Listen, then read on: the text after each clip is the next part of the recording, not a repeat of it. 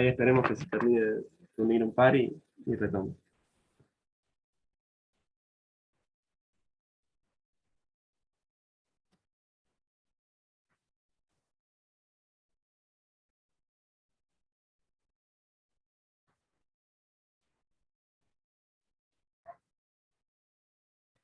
Bien, estamos más o menos en un número parecido.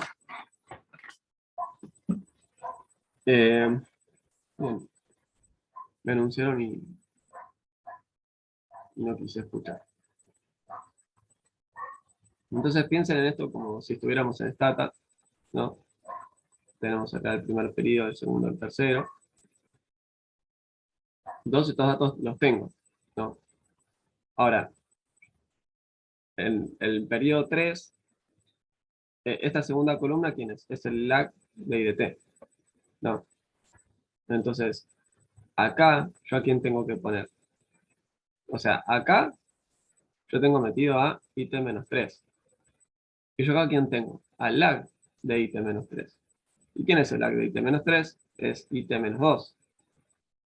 Entonces, tengo el dato para ponerlo acá. Y acá lo mismo, ¿no? O sea, tengo que agarrar el lag.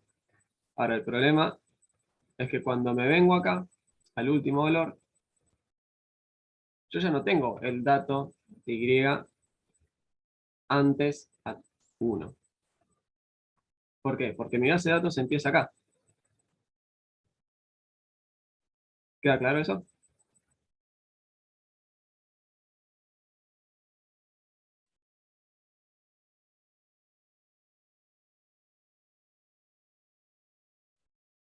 Bueno, lo voy a tomar como un sí. Si agarro 2 lags, entonces ahí tengo 2 observaciones menos. Si agarro 3, por ejemplo, ahí ya perdí 3 observaciones, ¿no? Entonces, ¿qué quiere decir esto? Bueno, para estimar un AR1, en este caso, yo podía usar 2 observaciones, ¿no? Porque recuerden, necesitamos datos de todas las variables explicativas. Entonces, yo acá me pierdo un dato de esa variable explicativa, de esta fila me olvido para hacer mi estimación. Entonces, para hacer un AR1, en este ejemplo de acá, tengo solo 2 observaciones. Voy a cambiar el color para que no haga tanto matete. Acá tengo solo 2 observaciones. Para hacer un AR2, tengo una sola observación. Y para hacer un AR3 no tengo ninguna, ¿no? Entonces, digo, piensen, vayamos de vuelta al caso de recién, ¿no? Entonces, tenemos datos mensuales de 5 años y de repente queremos estimar un AR15. No, para el AR15 tengo solo 35 observaciones, ¿no? Entonces uno dice, bueno, quizás tengo pocas observaciones, pero no son tan pocas. Bueno, pero después a donde te pones a estimar un modelo más ambicioso, tenés cada vez menos. Eh, y hoy que vamos a ver nuestra estacionalidad, vamos a ver un poco de eso también. En fin, la autocorrelación ya está, ya la trabajamos, ya la presentamos todos, ya sabemos cómo estimarla. En ese sentido ya lo tenemos resuelto. Lo que vamos a presentar como novedoso es, bueno, ¿y yo cómo hago para darme cuenta que un parámetro de estos es distinto de cero, ¿no? Porque yo puedo hacer mi estimación y mi estimación me dará chiquita, baja o lo que sea,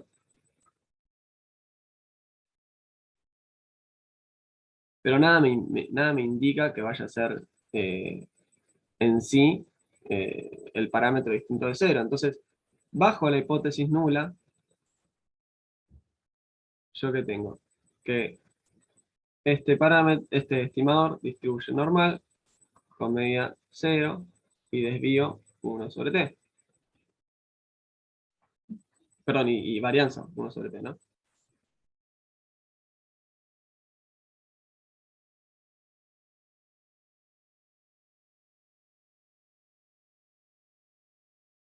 Para cualquiera de todos estos. Eh, esto lo demuestra Bartlett y eso hace que muchas veces encuentren a esto como test de Bartlett.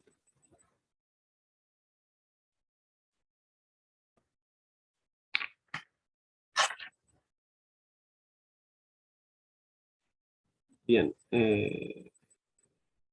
si queremos hacer un test múltiple, también a veces llamado de Portmanteau,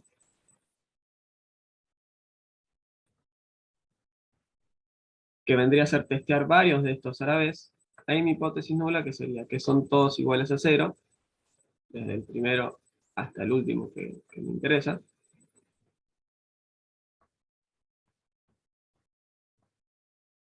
En la alternativa, sabemos que con que alguno de esos ya sea distinto de cero, ya está.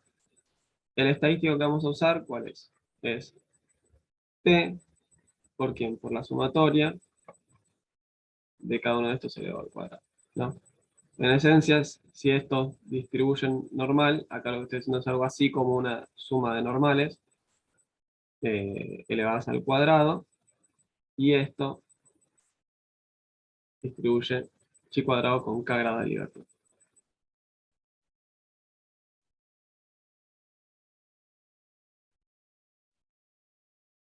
Y esto muchas veces puede ser que lo encuentren como test de Lyung y Box.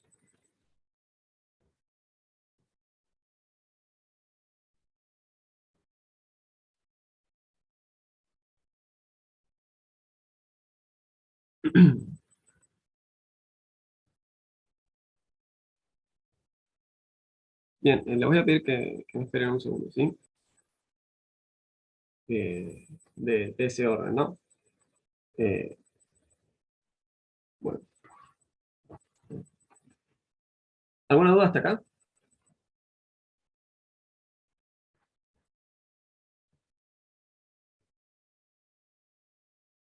¿Quieren que repasemos algo?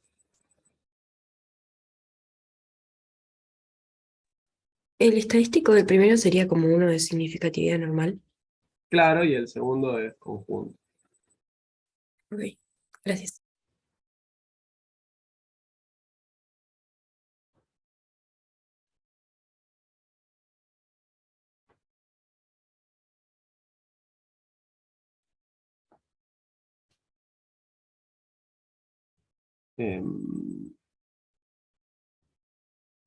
Bueno, el resto, ¿alguna duda?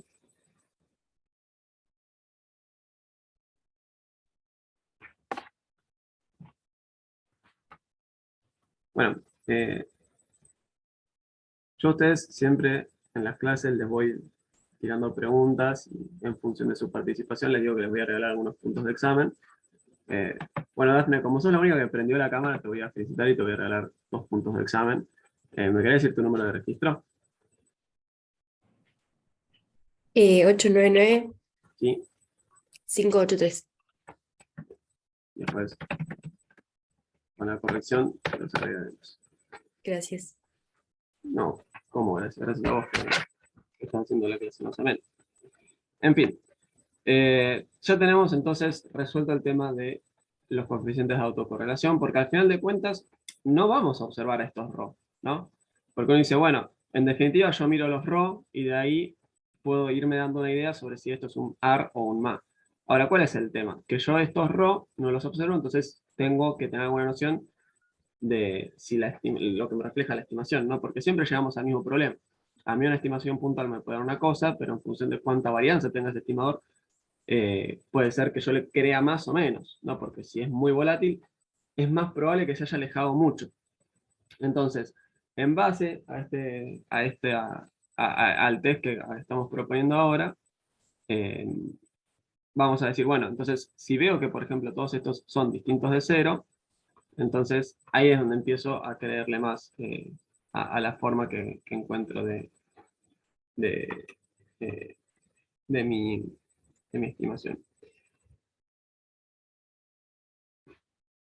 Si no puedo distinguir a ninguno de cero, entonces, bueno, los trato como si fueran cero. Entonces, por ejemplo, imagínense que solo el primero puedo, a partir de este test, solo el primero puedo aseverar que es distinto de cero, con cierto nivel de confianza, por supuesto, porque siempre hay una probabilidad de error. Bueno, en ese caso estaríamos pensando, bueno, a ver, esto tiene autocorrelación solamente en el orden uno, entonces esto se parece a un más 1, ¿no?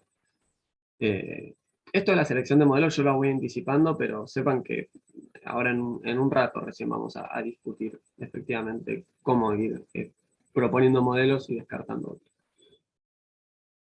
¿Hasta acá quieren que revisemos algo o seguimos?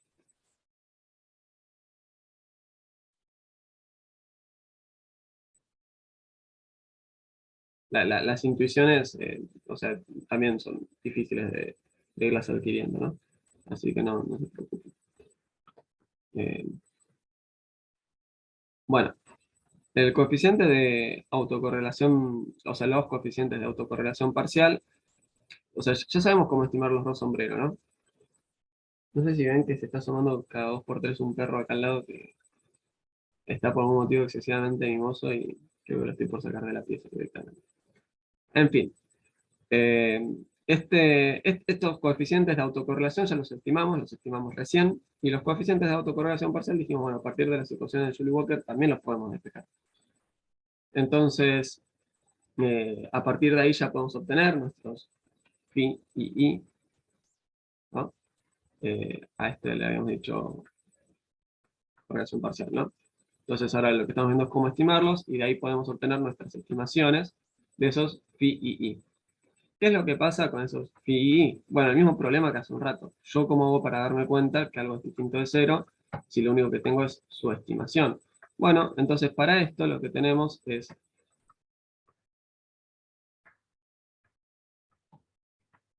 un test alternativo donde la distribución de estos phi y i distribuyen normal, es normal, perdón,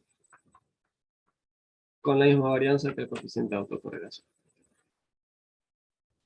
Y acá lo mismo. Si una estimación me dio, por ejemplo, 0,1, yo no puedo darme cuenta si eso es estadísticamente significativo o no. Le hacemos un test y si encontramos evidencia estadísticamente significativa de que el parámetro es distinto de 0, bueno, entonces ahí lo consideramos como algo distinto de 0.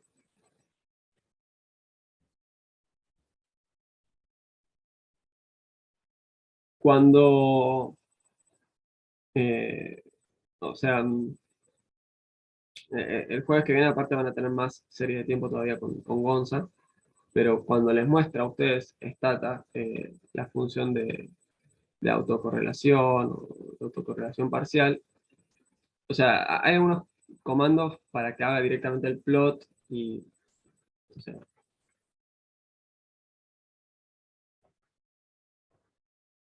hay un comando puntualmente que lo que hace es mostrarte cada estimación puntual, por ejemplo, y te muestra también cómo es el intervalo de confianza, y si cae afuera del intervalo de confianza, es estadísticamente significativa, y si no, no. Eso es una opción, pero eso es una visualización y es bastante engorroso. Entonces, por ejemplo, para este caso, eh, estos dos son estadísticamente significativos, estos dos no. Pero cuando trabajen más puntualmente en Stata y vean que, por ejemplo, les muestra una barrita, no les muestra nada, y acá les muestra otra barrita, eso quiere decir que mediante el test de significatividad, este de acá sí era distinto de cero, este de acá no pudo aseverarlo, este de acá sí. ¿Me explico? Bien. Entonces, vamos por cerrar esa parte, y ahora vamos a ver criterios de información. Los criterios de información son, pueden pensarlo como R's cuadrados, ¿no? O sea, son una medida de una banda de ajuste. Yo antes tenía en un R cuadrado una forma de evaluar la performance de un modelo. Los criterios de información en sí no es que el valor que adoptan me trae mucha, mucha información, no lo puedo interpretar en sí mismo, pero sí son muy útiles para comparar modelos. Ambos criterios reposan en una combinación de dos cosas, o al menos los dos que vamos a ver hoy. En realidad no son los únicos dos. O al menos no son los únicos dos de alta difusión. Hay más criterios que también son, que tienen mucha difusión, pero acá puntualmente vamos a discutir dos que son los más difundidos, y después veremos algunos otros. En definitiva, todos estos criterios de información, basta, basta, no, eso fue así.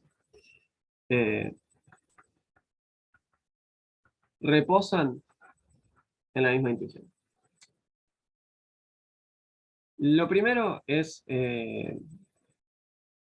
felicitar al modelo por qué tan bien ajusta, ¿no? Entonces hay una parte positiva que decimos, bueno, a ver, si yo estoy poniendo más parámetros, el modelo anda mejor, bueno, entonces quiero reflejar eso en mi criterio.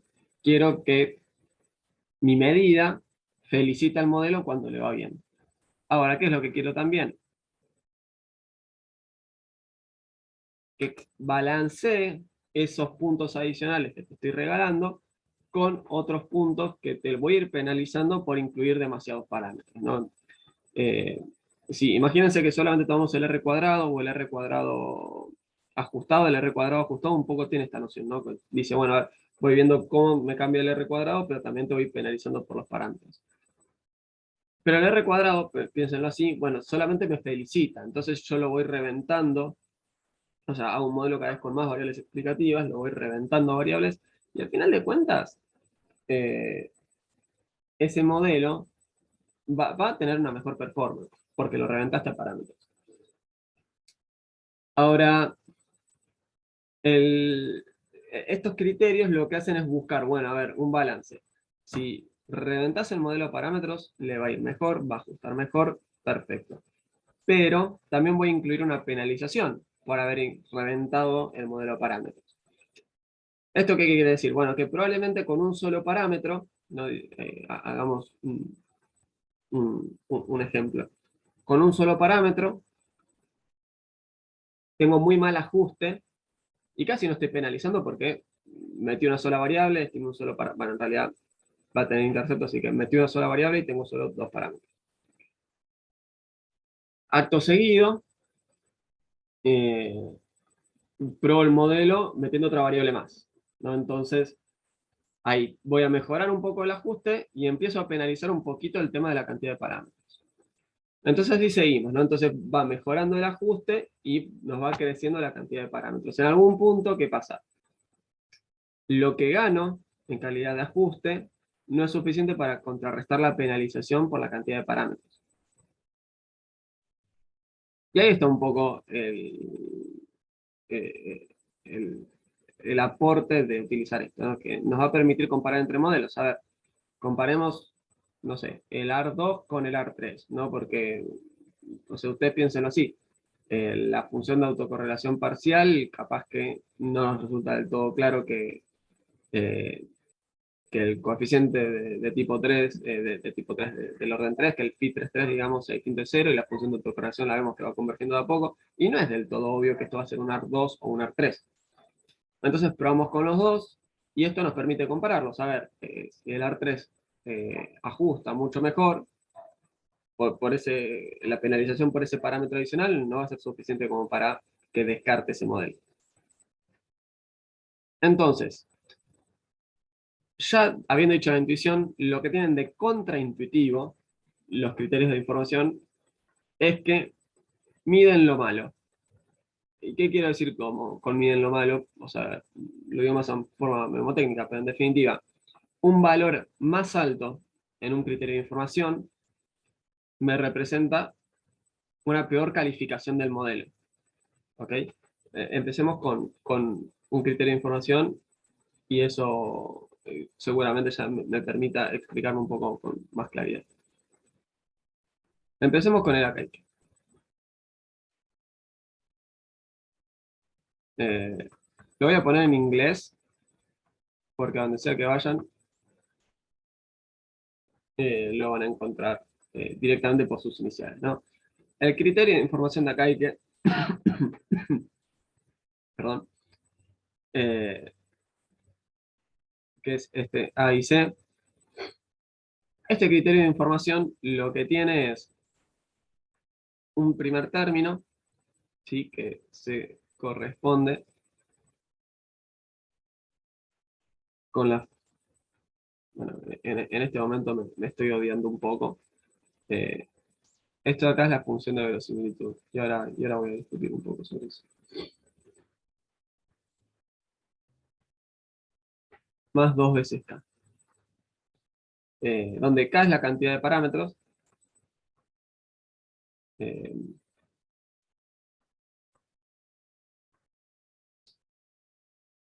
y esto es la función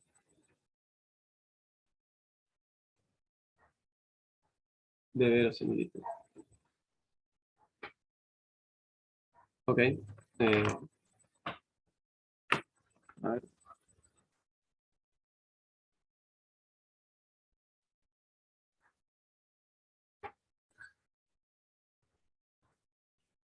Fíjense que, qué es lo que está haciendo esto. ¿Por qué decimos que mide lo malo? A medida que K aumenta, este criterio, o sea, este indicador, toma un valor más alto. Y si la función de verosimilitud adopta un valor más alto, esto va cayendo.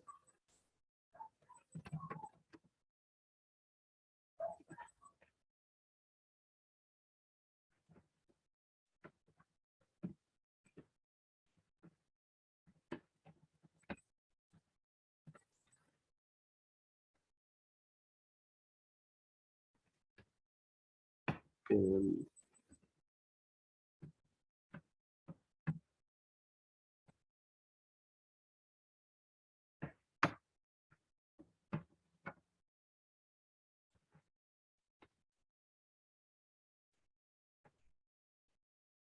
bien. Eh,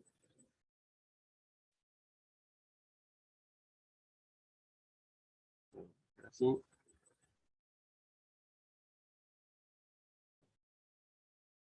Ahora acabo de simular un proceso, acabo de simular una variable cualquiera simplemente para ilustrar un poco lo que estoy diciendo. ¿Ok? Eh, ustedes con Gonza ayer deberían haber, justo no pude conversar con él, llegaron a estimar algunos armas ayer.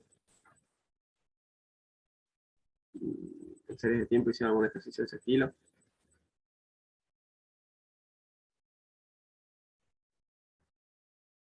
Nadie fue a la clase de Gonza. Bueno, bueno, acabo de ver que alguien habló en el chat. Eh, Nasira, recién ahora veo un mensaje tuyo de hace 20 minutos. Nada, recordar que mejor si tenemos el micrófono porque no sé si la respondimos siquiera. Y ahora quizás ya pasó el momento. Eh, de última, igual después de clase nos quedamos un rato y me repetís la duda. Eh, Acá lo que hice yo fue, bueno, o sea, elegí la cantidad de observaciones, o sea, acabo de hacer una simulación. Tiene una variable t, o sea, cuando decimos guión bajo n, lo que hace es simplemente tomar el número de observación, ¿no? 1, 2, 3, 4, 5, 6 y así sucesivamente. Porque quienes fueron a la clase de Gonza recordarán que necesitamos decirle a Stata, por una serie de tiempo, cuál es la variable que me indica el periodo. Y después generé una variable idea que no es autorregresiva ni nada, sino que simplemente es un ruido, ¿no? Y lo que hice a continuación fue estimar eh, con el comando arima un proceso sin ningún lag ni nada. O sea, estimé un arma 0,0. Eh, eh, la clase probablemente ya del lunes, porque veo que ya nos queda poco tiempo. En la clase del lunes seguramente discutiremos sobre el modelo de salida. En fin, fíjense que acá lo que está haciendo nos está diciendo iteración 1, iteración 0, iteración 1. Al lado nos escribe log de la verosimilitud y un numerito. ¿Qué quiere decir esto? Bueno, mm, o sea, nos vamos de vuelta a estadística 2, ¿no? Que ustedes lo que tienen es una función de verosimilitud y lo que intentaban hacer ustedes era maximizar la función de verosimilitud. ¿Se acuerdan? Cuando intentaban estimar un parámetro. Entonces, esta función de verosimilitud, o sea, ¿cuál era la intuición atrás de esto? Bueno, a ver, imagínense que ustedes tenían la de una normal, ¿no? Entonces, 1, 2, 3, 5, sigma, por a la menos, sigma todo al cuadrado. Entonces, ustedes tenían un rejunto de observaciones que si eran independientes, la función conjunta tendría que ser el producto de estas funciones, pues son muestras aleatorias. Y si se acuerdan, maximizar, o sea, ustedes probablemente habrán hecho esto y habrán dicho, bueno, ahora maximicemos y elijamos mu en función de la media que me maximice esto. ¿Cuál es la intuición atrás de máxima verosimilitud? Bueno, yo acá tengo un parámetro, ¿no? Que va a ser θ, y en el eje vertical lo que voy a tener es la función de verosimilitud. Entonces pueden pensar en esto como una función que ¿por qué le decimos verosimilitud? Porque hablamos de credibilidad atrás, ¿no? Entonces, por ejemplo, imagínense que ustedes tomaron 3 muestras, no sé, me voy de vuelta al ejemplo aburrido de antes de empezar, ¿no? Que subimos en los videos. Bueno, yo tengo 3 muestras de, no sé, me parece que era el peso de un paquete, ¿no? Una cosa así. Entonces veíamos que un paquete estaba rellenado con 49 gramos, otro con 50 y otro con 51 gramos. Entonces decimos, bueno, a ver, ¿cuál es la media más probable, ¿no? ¿Cuál es la más verosímil? ¿Cuál es la media que más le creeríamos que sea la real? Bueno, probablemente nadie crea que la media de rellenado sea 0, y justo acabamos de agarrar 3 paquetes que andan en torno a 50. Así como también es muy poco verosímil pensar que la media de rellenado es 300, y justo agarramos 3 que estaban muy poco rellenados. Entonces vamos buscando cuál es el punto que maximiza la verosimilitud, y ahí terminamos diciendo, bueno, este de acá, perdón, este de acá sería tita sombrero, ¿no? Este valor de tita sombrero es el que maximiza la verosimilitud. Y ustedes, bueno, cuando lo plantearon genéricamente, llevan a una expresión de las muestras aleatorias que iba a ser eso.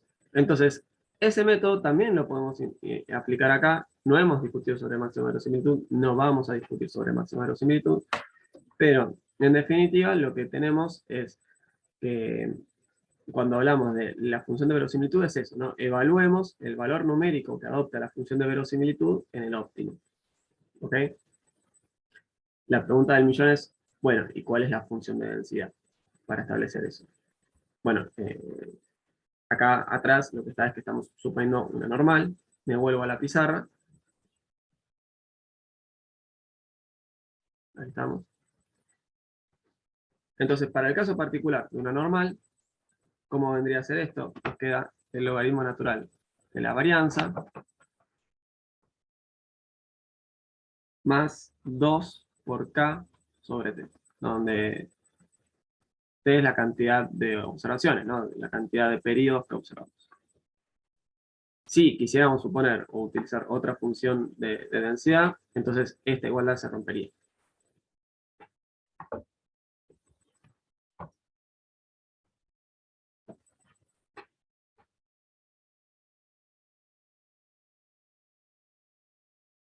¿Se entiende un poco la intuición? ¿No estoy siendo claro? ¿Quieren que vaya para atrás con algo?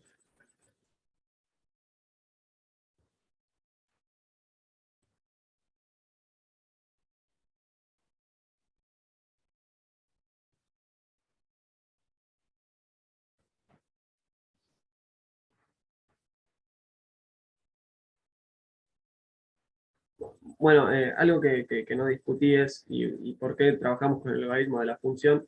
Bueno, en primer lugar, acuérdense que el logaritmo es una transformación monótona. Esto quiere decir que si la función es más alta, el logaritmo es más alto. Si la función es más baja, o sea, si el valor es más alto, el logaritmo de ese valor también es más alto. Si el valor es más bajo, el logaritmo de ese valor también es más bajo. Y acuérdense que la función de verosimilitud no puede adoptar valor cero o negativo, ¿no? Eso también es importante acordarnos. Eh, y como nos quedaba el producto, ¿no? De una serie eh, de una serie de funciones, bueno, y el logaritmo de un producto es una suma de logaritmos y es más fácil trabajar, ¿no? Con una suma que con un producto. Así que bueno, va un poco por ahí la intuición. Bueno, criterio de Akaike, entonces me das 2 modelos, ¿no? A ver, por ejemplo, trabajamos, hicimos un AR1, un AR2, ¿no? Acá hay que vale 10, acá vale 9. La pregunta es, ¿cuál de los 2 modelos elegimos? El AR2. Exacto, ¿por qué el AR2? Y estás minimizando, ¿no? El criterio de Kaike. Claro, porque dijimos, esto mide lo malo, y ¿qué es lo que me está diciendo? Bueno, a ver, el AR2 tiene mejor ajuste que sobrecompensa la penalización por haber incluido ese parámetro adicional.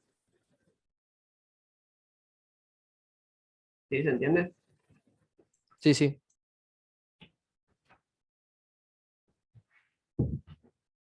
Bien, perdón. Tenía que sacar a Rocky que ya me estaba empezando a desconcentrar. En fin, este es el criterio de Akaike y es uno de los 2 más difundidos. El otro criterio, que es de los más difundidos, es el bayesiano, o también llamado de Schwartz. Eh,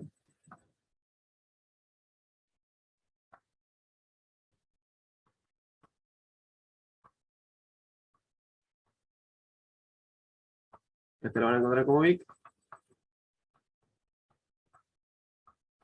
Así.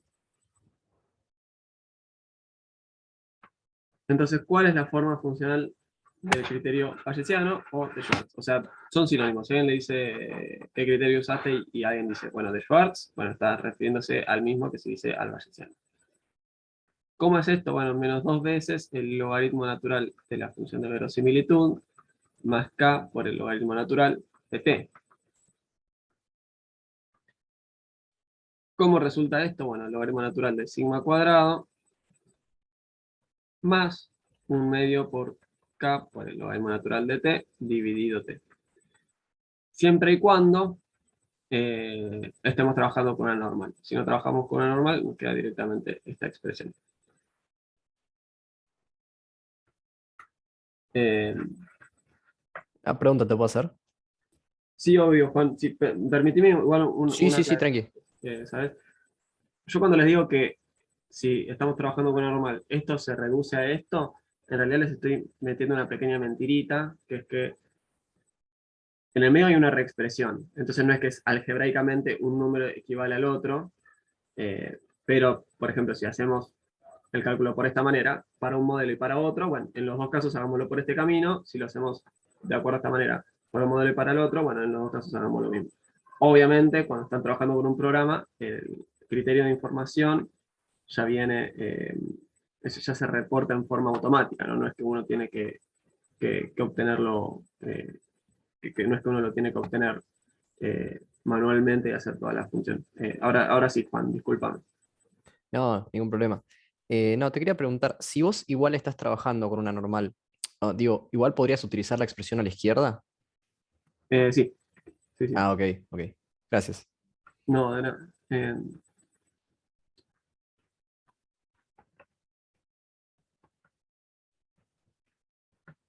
Y perdón, ¿hay alguna ventaja entonces en utilizar la expresión de la derecha, como en el Acaike? No, pero hasta quizás es más difundida que la de la izquierda. Eh, y también, o sea, tiene algo que es intuitivo, ¿no? Porque si uno lo piensa, el hecho de estar teniendo acá eh, la varianza del error, que o sea, estamos tomando una parte que depende de la suma del cuadrado de los residuos, en otras palabras, esto crece cuando el modelo tiene una performance mala, y esto de la derecha también crece cuando tengo mayores valores de K, Claro. ¿sí? Eh, de hecho, bueno, ¿qué diferencia hay entre usar uno y otro? Eh, o sea, fíjense que ambos incluyen una penalización por K, o sea, por la cantidad de... Cuanto más variables metamos, más, mayor va a ser el valor de ese término de penalización. Permítanme, voy a agrandar un poquito de esto.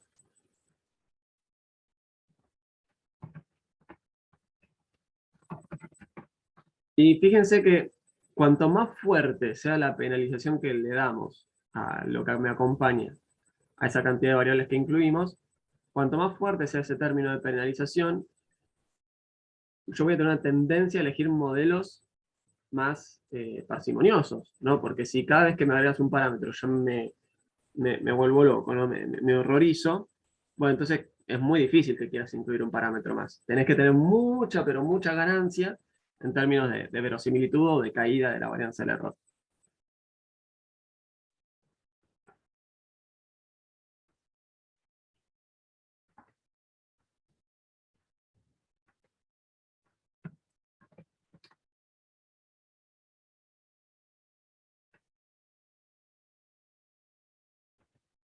A ver, si, ¿están viendo la pantalla? ¿No están viendo esta ahora? No, Stata no, está el... Ok, ok, ok. Bueno, ahora en un rato,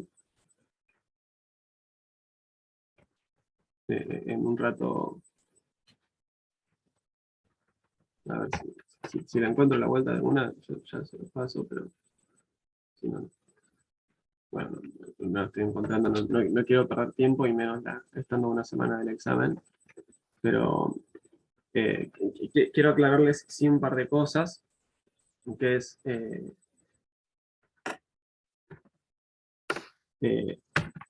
o sea, es muy importante que sean consistentes, no hablo en el sentido estadístico, sino que sean consistentes en el sentido de que mantengan una línea a lo largo de un trabajo, ¿no? Si ustedes ven un trabajo que empieza usando el criterio Akaike, ¿no? Empieza usando el criterio Akaike para elegir un modelo, y después utiliza eh, eh, el criterio bayesiano para elegir otro, es un problema de consistencia, ¿no? Es como elegir, bueno, rechazo la hipótesis nula si, no sé, el p-valor es menor que el 5%. Y en una parte digo, bueno, pero también acá rechazo si es menor que el 10%. Bueno, y acá rechazo si es menor que el 1%. Entonces, hay una inconsistencia ahí, ¿no? Porque es como en una parte estás aceptando un nivel de riesgo, después aceptas otro, después aceptas otro. Entonces, eh, un poco, ¿por qué hablamos de esto, de que es importante ser consistentes? Que si no uno, o sea, yo cuando estaba sentado un poco en mi primer curso de econometría, no habría entendido por qué alguien se preocuparía por estas cosas. Pero muchas veces cuando uno está haciendo un trabajo, tiene a priori o una hipótesis, o sabe que hay resultados que son más interesantes que otros, o sabe que prefiere encarar las cosas de alguna manera que no. Entonces, si uno tiene distintos criterios para lo mismo y uno quiere que pase algo, entonces se ve tentado a elegir este criterio, ¿no? Entonces, lo importante es, si ustedes algún día hacen un trabajo o están leyendo un trabajo, bueno, hay que ser consistente, ¿no? No es que yo empiezo con este, ahora me conviene usar otro, así que uso otro, ahora me conviene usar el primero, así que vuelvo al primero. ¿Ok? Es eso, ¿no? Es ser consistente. Tomamos una decisión y esa decisión nos va a acompañar.